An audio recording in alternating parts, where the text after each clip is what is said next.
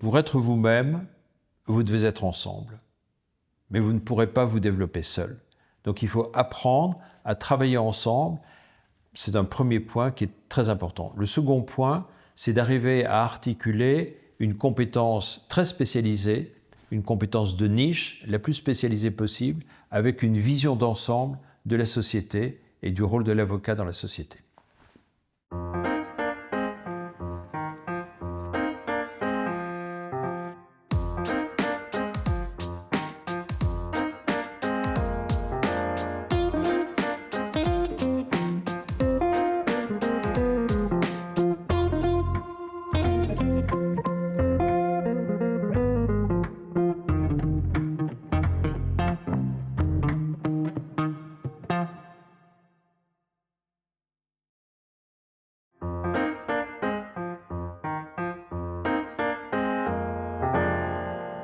Tout d'abord, j'étais enseignant. Et c'est ma première casquette. J'étais assistant à Paris 2 et à l'université de Sceaux, ainsi qu'à l'Institut international d'administration publique, qui forme des hauts fonctionnaires étrangers. Et c'était des expériences qui me passionnaient littéralement. Ma première orientation, c'était véritablement l'enseignement. C'est d'ailleurs quelque chose qu'on n'abandonne jamais tout à fait, parce que même en étant avocat, il y a une dimension didactique et pédagogique qui me semble très importante, aussi bien à l'égard des confrères d'ailleurs que des clients. Et puis ensuite, il y a l'activité d'avocat proprement dit. Et mon activité d'avocat s'est déroulée autour de deux axes principaux. Le premier, c'est une activité à l'étranger, auprès notamment d'administrations publiques ou d'État, principalement dans le domaine constitutionnel ou en ce qui concerne des privatisations ou des renégociations de dettes d'État. Et puis parallèlement, l'activité que j'ai développée en France a tout de suite été orientée autour de la mutualisation des services et du développement de pratiques orientées autour de l'abonnement afin de sécuriser les revenus du cabinet. Pendant longtemps, j'ai exercé seul avec un collaborateur et mon activité se déroulait essentiellement à l'étranger.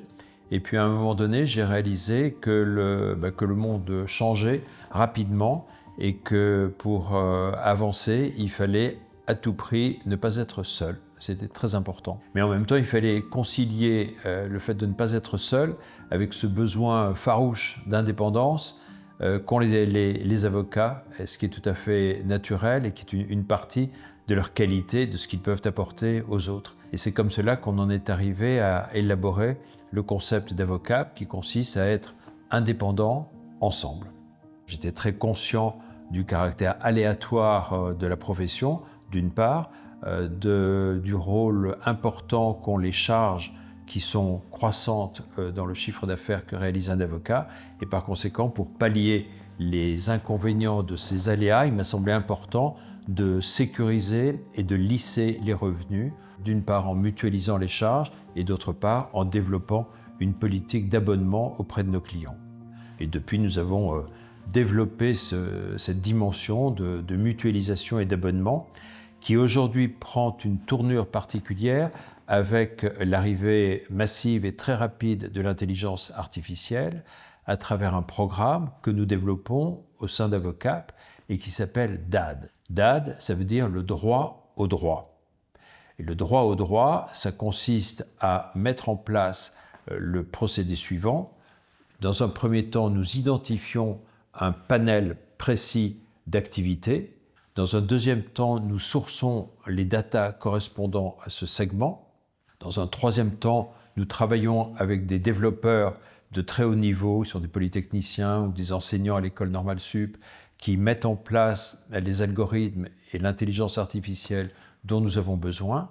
Et puis dans un quatrième temps, l'intelligence artificielle qui est ainsi élaborée nous permet de diffuser des contrats d'assistance juridique à des prix absolument cassés. C'est l'articulation entre l'intelligence artificielle d'une part et d'autre part la déontologie, l'éthique et l'attention particulière que les avocats peuvent porter aux questions qui leur sont soumises. Le fil rouge, si je puis dire, qui réunit ces divers aspects, c'est véritablement une attention particulière portée à l'intérêt général. traditionnellement se traduisait à travers la politique, à travers l'action politique, mais l'action politique institutionnelle semble avoir un peu moins de prise sur l'évolution de la société, sur la réalité de ce que vivent les gens à l'heure actuelle, et je pense que c'est par d'autres initiatives que l'on peut répondre à cette attente. Et bien évidemment, la profession d'avocat me semble être au cœur de cette évolution. Les avocats doivent apprendre à travailler ensemble et non plus à travailler les uns contre les autres, comme ça a été le cas un peu historiquement. C'est une mutation très importante qui suppose une inversion des perspectives, mais qui à terme doit être une source d'enrichissement et d'énergie considérable. C'est également cette mutualisation et cet échange qui nous permet, au sein d'Avocap, de dégager une part d'énergie et une part de ressources pour aller vers des opérations extérieures. C'est comme cela que nous avons, pendant 10 ans, développé un cabinet à Bruxelles. Nous avons eu une antenne à un moment donné à Lisbonne. Et aujourd'hui encore, nous nous développons considérablement vers l'Afrique à travers Avocap Dakar.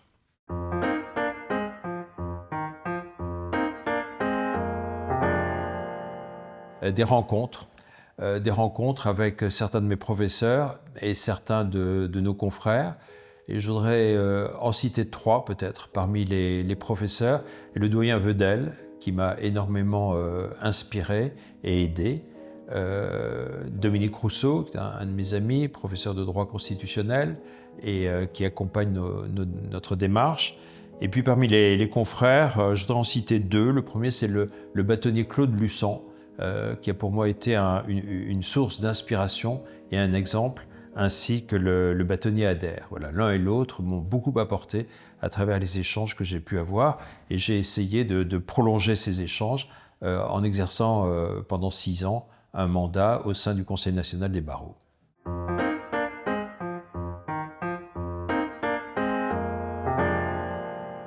Le premier, c'est Nakamal. Nakamal, c'est un voilier qui est géré un petit peu selon les mêmes principes qu'Avocap, c'est-à-dire une sorte de gestion mutualisée du bateau, parce que je pense que la navigation est une école extrêmement importante, une formation qui pour moi a été très importante. Lorsque j'ai rallié Tahiti à Rio par le Cap Horn, c'est une expérience qui pour moi était très marquante et qui m'a beaucoup accompagné et servi par la suite. Et puis la deuxième expérience concrète que nous développons en ce moment, c'est Avocap hors les murs. Alors, Avocap hors les murs, ça consiste à investir un lieu particulier et afin que les avocats, à l'inverse de ce que nous avons fait à Paris, puissent venir s'installer, passer quelques jours, se ressourcer, travailler sur un dossier, organiser une conférence, préparer une formation, relire les épreuves d'un livre ou simplement se changer les idées en étant dans un contexte extrêmement privilégié. Voilà. C'est quelque chose qui est une inspiration très diluée et très à toute petite échelle de ce qu'est peut-être la Villa Médicis à Rome. Voilà. Et c'est ce sur quoi on est en train de travailler en ce moment.